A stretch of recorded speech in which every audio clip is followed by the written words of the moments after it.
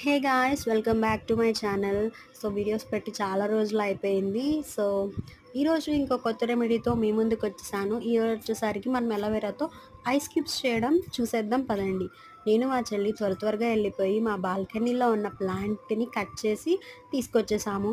ఎందుకంటే అలోవెరాతో ice cubes చేసుకుందామన్న ఆలోచన మాకైతే వచ్చింది. ఎందుకంటే ఫేస్ చాలా డల్గాను డ్రైగాను అనిపించింది.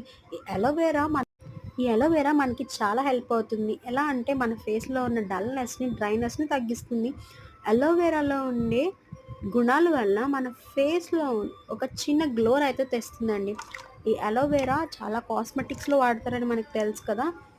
ఈ అలోవెరాలో ఒక చిన్న లేయర్ అనేది ఉంటుంది. Yellow layer. సో, ఆ లేయర్‌ని పోగొట్టడానికి మనం 5-10 మినిట్స్ వాటర్‌లో సోక్ చేసుకోవాలి. ఆ టైంలో నేను, మా చెల్లి, వాటర్ పెట్టేసి వచ్చేసాము. ఇది చూసారు కదా! అలోవెరాలో నీట్‌గా సోక్ చేసేసాము. నీట్‌గా ఆ గ్రీజీనెస్ అనేది పోయింది అలోవెరాలో. ఇంకా దాన్ని మిక్సీలో ఏసేసి నీట్‌గా మిక్సీ పట్టేసుకోవాలనమాట. కొంచెం వాటర్ కూడా పోయాలి. ఎందుకంటే మనకి ఐస్ క్యూబ్స్ ఫార్మ్ అవ్వడానికి కొంచెం లైట్ వాటర్ అనేవి పోయాలి. ఈ ఐస్ క్యూబ్స్ అనేవి మనం రోజుకి ఒక 2 టైమ్స్ అయినా వాడొచ్చు. 1 టైమ్ అయినా వాడొచ్చు. It helps to reduce the dullness and improves the moisturiser. Subscribe.